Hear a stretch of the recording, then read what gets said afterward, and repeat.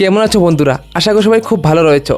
তো এশিয়া কাপের আগেই ভাই পাকিস্তান এবং আফগানিস্তান এই কি ধরনের ভাই লীলা দেখালো ওরা। হ্যাঁ, এমন একটা ট্রেলার দেখালো যে ভাই বিশ্বাসই হচ্ছে না যে এটা কি আসলে আফগানিস্তান।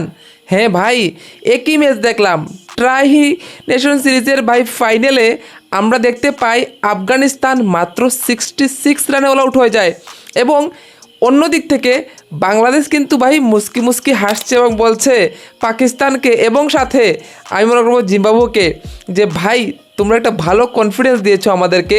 কারণ ভাই যেখানে দেখতে পাই আমরা 80 রানে শ্রীলঙ্কা অল আউট হয়ে যায়, তারপর আমরা দেখি 66 রানে আফগানিস্তান অল আউট হয়ে যায় এবং এটা কি চলছে ভাই, আমরা দেখেছি সাউথ আফ্রিকার মতো দলও ভাই 72 রানে অল আউট হয়ে গেছে।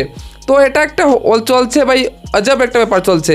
তো যাই হোক, এটা যেন ভাই এশিয়া কাপে না হয়, আর হতেও পারে ভাই, কোনো বিচিত্র নেই।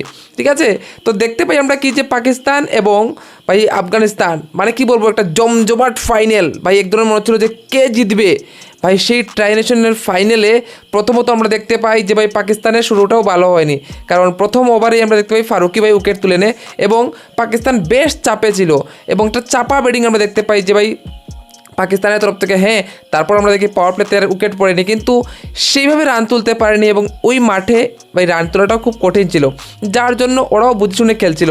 কিন্তু তারপর আমরা দেখতে পাই যখন নূর রাশিদরা ভাই এটাকে ঢুকে, তখন আমরা কি দেখি যে হ্যাঁ, তখন একের পর এক কিন্তু পাকিস্তানে ভাই উইকেট হারাতে থাকে এবং এক সময় তো মনে হচ্ছিল যে লিটারেলি পাকিস্তানের স্কোর তো ভাই 120 হবে না। এবং সেই জায়গার থেকে দাঁড়িয়ে মোহাম্মদ নওয়াজ অলরাউন্ডার, আমি বলেছিলাম ওই অলরাউন্ডার ভিডিওতে যে পাকিস্তানের তরফ থেকে একটাই অলরাউন্ডার আমার চোখে পড়ছে, সেটা হচ্ছে মোহাম্মদ নওয়াজ, এবং তার জন্য আমি ভাই পাকিস্তান টিমকে অনেক উপরে রেখেছিলাম এবং সেটাই সে দেখিয়ে দিল এই ম্যাচে।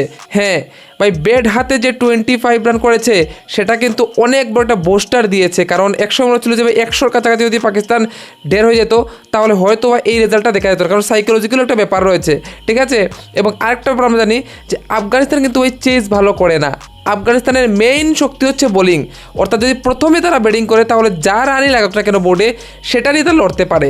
এবং আমরা দেখি যে জালে কার ফাঁসাবে, স্পিনের জালেই কিন্তু আমরা দেখি যে পাকিস্তানকে ফাঁসায়। ঠিক আছে, এবং পাকিস্তান কোনো মতে ভাই 140+ রানটা করলো এবং ভাবলো যে চলো এখানে লড়তে পারবো, এবং পাকিস্তান একটা বড় কল নিয়েছে হারিস রুফকে বসিয়ে। হ্যাঁ ভাই, ওরা কি করলো, স্পিনার আরেকজন অ্যাড করলো। ঠিক আছে, তো সেই জায়গায় দাঁড়িয়ে আমার মনে হচ্ছিলো যে ভাই পাকিস্তান থেকে এত কম ফাস্ট বোলার খেলাচ্ছে, কারণ আফগানিস্তানের কাছে তো ফাস্ট বোলারই নেই। এবং যা খবর পাওয়া যাচ্ছে যে এশিয়া কাপেও কিন্তু স্পিনের দবদবাটা ভাই বেশি থাকতে পারে। ঠিক আছে, তো সেই জায়গায় দাঁড়িয়ে আমরা একটা জিনিস দেখলাম যে স্পিন ভার্সেস স্পিন। হ্যাঁ, পাকিস্তান বললো চলো আমরাও স্পিন দিয়ে করবো অ্যাটাক। তো পাকিস্তানের প্রথমবার তো ভাই আমরা দেখি শাহিন শাহ আফ্রিদি ভাই আউট করে দেয় গুরবাজকে, এবং তারপর একটা দারুণ বলবো না কিন্তু ভাই ঠিকঠাক পার্টনারশিপ আমরা দেখতে পাই ইব্রাহিম জাদরান এবং অটলের মধ্যে।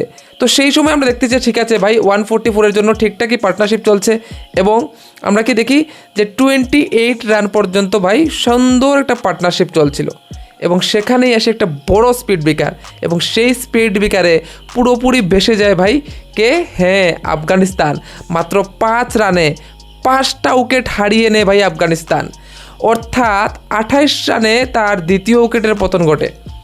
এবং তারপর যে ম্যাজিকটা দেখালো ভাই মোহাম্মদ নওয়াজ, সেটা তো ভাই আর বলে লাভ নেই।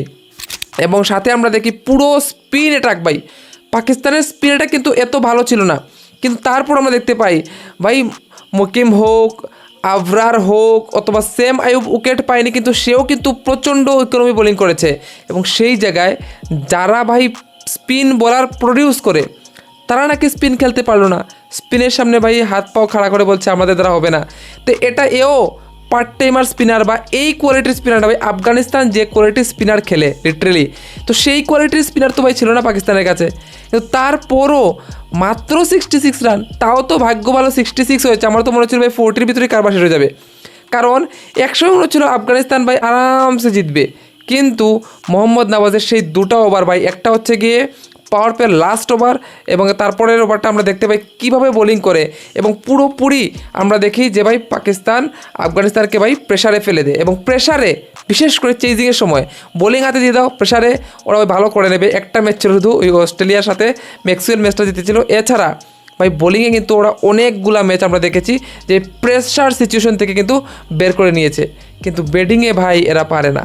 ব্যাটিংয়েই এদের সবথেকে বড় সমস্যা, কারণ আমি আগেও বলেছি যে আফগানিস্তানেরও সেম সমস্যা, ভাই ব্যাটিং দুর্বল রয়েছে।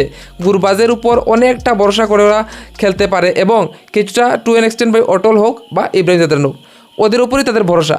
ওরা আউট হয়ে গেলে ভাই পুরো টিমটা না মানে কি বলবো হিটিং করার চক্করে পড়ে একদম পুরোপুরি ডুবে যায়, এবং এটাই হয়েছে ভাই পাকিস্তানের সাথে এই ম্যাচেও।